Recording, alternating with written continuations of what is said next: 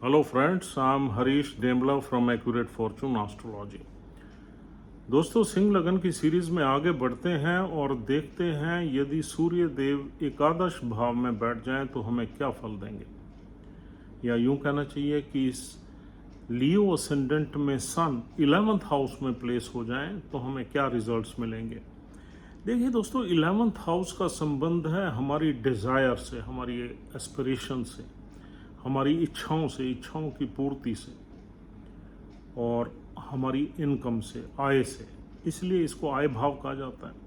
तो यहाँ से मोस्टली हम मटेरियलिस्टिक डिज़ायर्स की बात करते हैं और पैसे की बात करते हैं, रेगुलर इनकम की बात करते हैं। यहाँ पर हम देखते हैं अपना नेटवर्क सर्कल। इस हाउस से हम अपना प्रोफेशनल नेटवर्क सर्कल देखते हैं और अपने एल्डर सिबलिंग्स को देखते हैं, बड़े भाई बहनों को देखते हैं या बड़े कज़न्स को देखते हैं।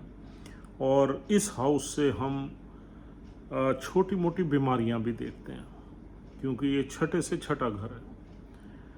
तो यहाँ पर सूर्य देव असेंडेंट लॉर्ड आके बैठ गए।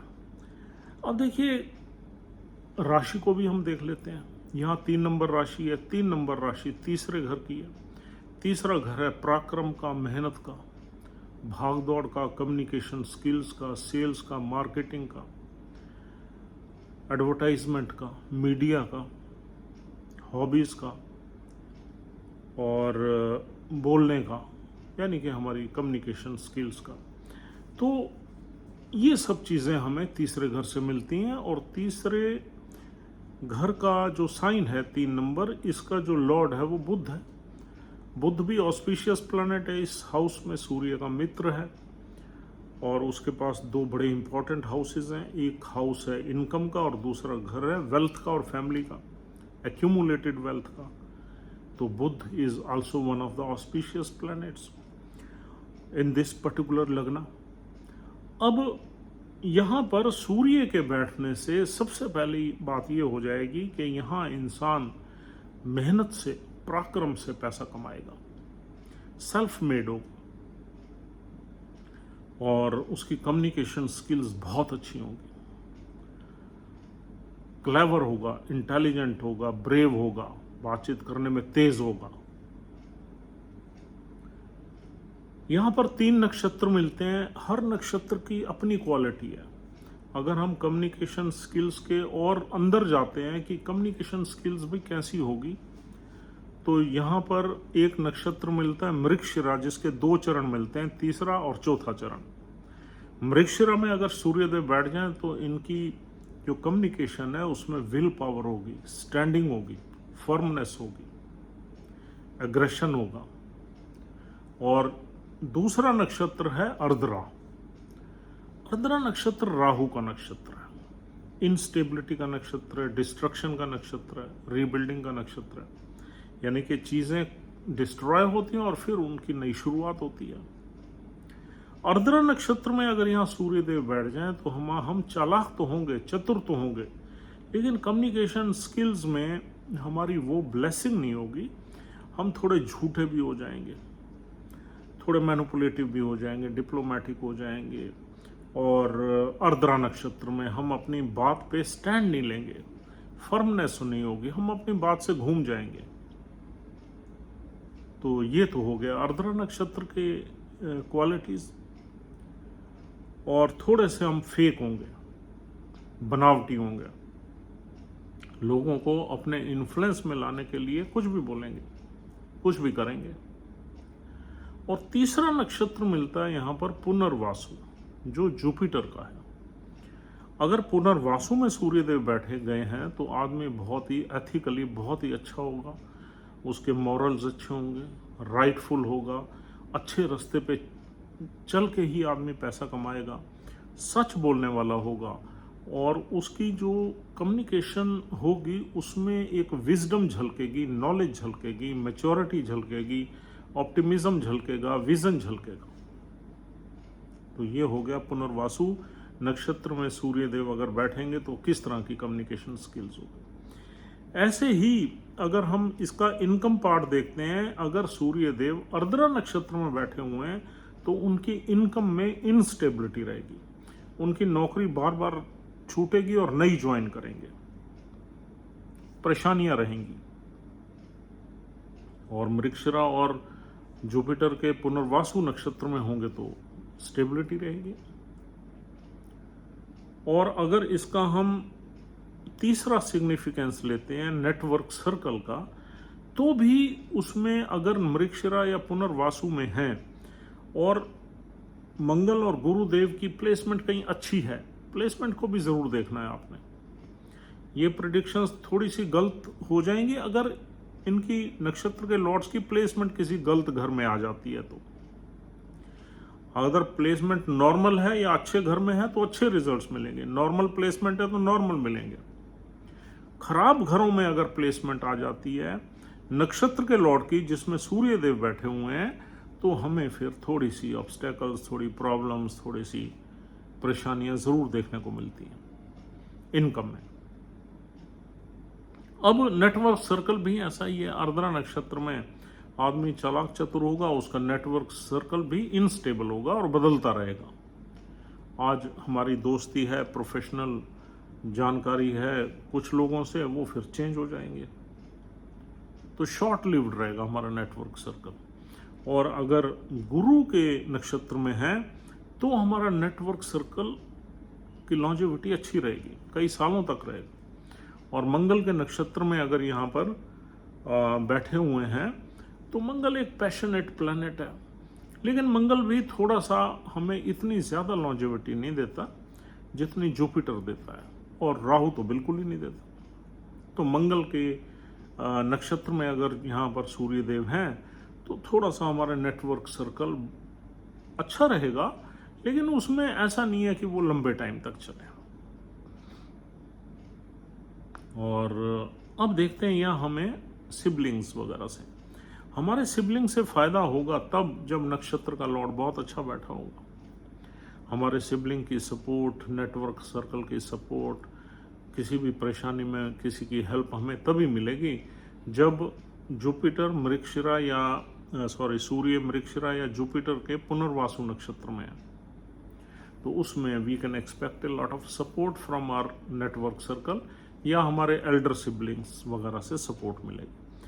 आर्द्रा नक्षत्र में उतार चढ़ाव रहेगा। आर्द्रा नक्षत्र बहुत बढ़िया नक्षत्र नहीं है। हाँ, अगर राहु किसी अच्छे घर में बैठ गया तो डेफिनेटली यहाँ पैसे वैसे तो इंसान कमाता है, लेकिन फिर भी उसमें इनस्टेबिलिटी रहती है। At one point of time वो काफ़ी कमा लेता है, फिर उसमें परेशानियाँ आ जाती हैं। तो आर्द्रा नक्षत्र में आपकी डिस्ट्रक्शन एंड रीबिल्डिंग। आर्द्रा नक्षत्र की जो देवी है वो रुद्र है। रुद्र तूफान की देवी है। जब जैसे कोई तूफान आता है तो चीज़ों को बहा के ले जाता है अपने साथ, और फिर एक नई बिगनिंग शुरू होती है लाइफ की। तो ऐसा ही आर्द्रा नक्षत्र की शेड्स हैं, इस तरह की हमारी लाइफ में शेड्स रहती हैं। आर्द्रा नक्षत्र खराब ही नक्षत्र माना जाता है। और यहां बैठा हुआ सूर्य देखेगा पंचम भाव को। 5वें घर में गुरुदेव की राशि बैठी हुई है, 9 नंबर राशि, और 9 नंबर राशि पे दृष्टि सूर्य की अच्छी ही रहेगी, क्योंकि जुपिटर की राशि है। अगर सपोज जुपिटर है ही पुनर्वासु नक्षत्र में और जुपिटर के घर पे उसकी दृष्टि है, फिर तो कोई दिक्कत ही नहीं है। लेकिन जुपिटर की प्लेसमेंट अच्छी होनी ज़रूरी है अच्छे रिजल्ट्स लेने के लिए। तो Jupiter and Mars Leo ascendant में दोनों ऑस्पिशियस प्लैनेट्स हैं। दोनों में से किसी भी नक्षत्र में अगर सूर्यदेव बैठे हुए हैं तो हम ये मान लेते हैं कि यहाँ पर अच्छे ही रिजल्ट्स मिलेंगे। दूसरा दोस्तों, यहाँ पर अगर आपने हेल्थ को देखना है, बिकॉज ये छोटी मोटी बीमारियों के घर का मालिक भी है सूर्य। अगर आर्द्रा नक्षत्र में सूर्य है तो हमारी इम्यूनिटी वीक रहेगी, हेल्थ में प्रॉब्लम्स रहेंगी, टांगों में दर्द रहेगा। अगर यहाँ सूर्य पे किसी शनि, केतु या राहु की दृष्टि भी आ जाए तो भी खराब माना जाएगा। सूर्य के साथ अगर बुध बैठ जाए तो बहुत ऑस्पिशियस रिजल्ट्स मिलेंगे यहाँ पर। और अगर शुक्र बैठ जाए तो इन्फीरियर रिजल्ट्स मिलेंगे, क्योंकि शुक्र वैसे भी सूर्य का दुश्मन है और वैसे इस घर में मारक प्लैनेट भी है। तो शुक्र का सूर्य के साथ बैठना अच्छा नहीं है, और बल्कि शुक्र 12वें में भी बैठ जाए तो भी अच्छा माना जाएगा, क्योंकि 12वें घर में शुक्र को दिशा बल मिलता है। और अब देखते हैं यहां पर दृष्टि का संबंध। सूर्य देव की दृष्टि पंचम भाव पे एक पुत्र दे सकती है इंसान को, क्योंकि वहां भी गुरु की राशि है, या सूर्य की दृष्टि है। और पंचम भाव से हमारी जो लाइफ है, यानी कि गेन्स हैं, या हमारे पंचम भाव से हमारी एक्सप्रेशन है, वो अच्छा रहेगा। गेन्स अच्छे रहेंगे, स्टॉक मार्केट से अच्छा काम चल सकता है। और यानी कि इनकम जनरेशन में 5वें घर को भी आप इंक्लूड कर सकते हैं कि 5वें घर से जो चीज़ें निकलती हैं वो अच्छी ही फल देंगी, क्योंकि लगन का स्वामी देख रहा है पंचम भाव को, और लगन के स्वामी की दृष्टि जिस भाव पे होती है या जिस भाव में बैठ जाता है वहीं उसका फोकस रहता है। तो अब मेन फोकस रहेगा यहाँ लगन के स्वामी का इनकम के घर पे, मटेरियलिस्टिक गेन्स के घर में, सुख सुविधाओं के घर में, कंफर्ट के घर में। और उधर से पंचम भाव है हमारी संतान का, संतान पे फोकस रहेगा, बड़े गेन्स पे रहेगा, स्पेकुलेटिव मार्केट पे रहेगा, और रोमांटिक लाइफ पे रहेगा। तो इस तरीके से यहाँ सूर्यदेव आपको ब्लेस करेंगे।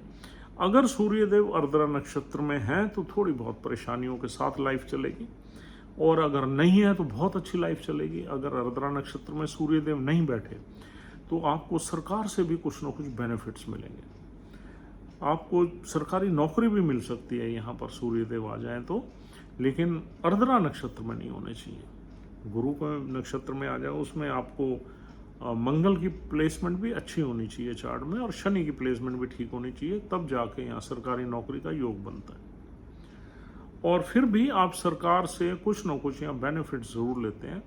किसी ऐसे प्रोफेशन में आ जाते हैं जिसमें गवर्नमेंट का इंटरफेस आपको करना पड़ता है और गवर्नमेंट से काम आपको निकालने पड़ते हैं, इस तरह के काम में आ जाते हैं।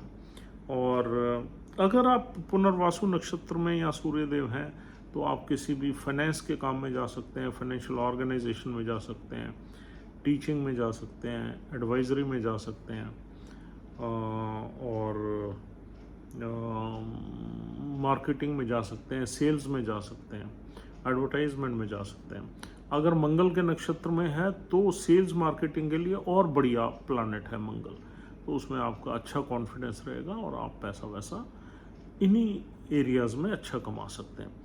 अर्द्रा नक्षत्र में सूर्यदेव आपको टेक्नोलॉजी की तरफ ज़्यादा ले जाता है, यानी कि जो लेटेस्ट टेक्निकल फील्ड्स हैं उसमें आप जाके पैसा कमा सकते हैं, क्योंकि ये राहु का नक्षत्र है, और Rahu is all about technical fields and technologies, जैसे इलेक्ट्रॉनिक्स हैं, एआई है, डाटा है, ऑनलाइन एक्टिविटीज़ है, इस तरह के कामों में राहु आपको ले जाता है।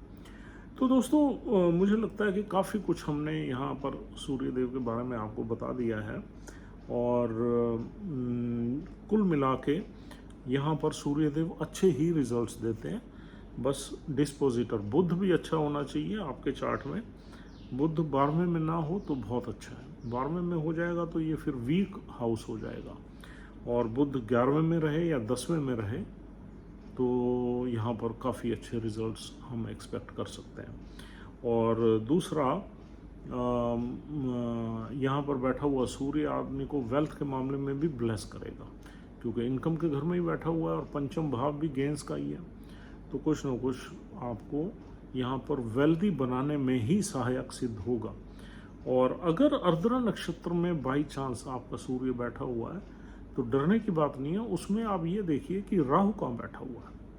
राहु किसी ऑस्पिशियस घर में है, यानी कि 6, 8वें, 12वें में नहीं है, तो आपको यहाँ पर 6, 8वें में ही देखो, बल्कि 12वें में भी मत देखो। 6, 8वें में अगर राहु बैठा हुआ है तो फिर थोड़े ऑब्स्टेकल्स रहेंगे, लेकिन और किसी भी घर में है, चाहे 12वें में ही क्यों ना हो, तो आपको अच्छे ही रिजल्ट्स मिल सकते हैं, कोई इतने बुरे नहीं मिलेंगे। और 12वें में अगर राहु बैठ गया तो विदेश की सेटलमेंट या मल्टीनेशनल कंपनी में काम करना या एक्सपोर्ट इंपोर्ट में जाना, इस तरह के कामों में आपको ले जा सकता है राहु। तो दोस्तों, this is all for the day. उम्मीद करता हूँ ये वीडियो आपके लिए यूज़फुल रही and you have understood the in depth predictions of this placement. If you are liking our videos, please try to subscribe our channel on priority, or else we'll see you tomorrow with another placement of sun. Thank you very much once again. Take care and have a good time.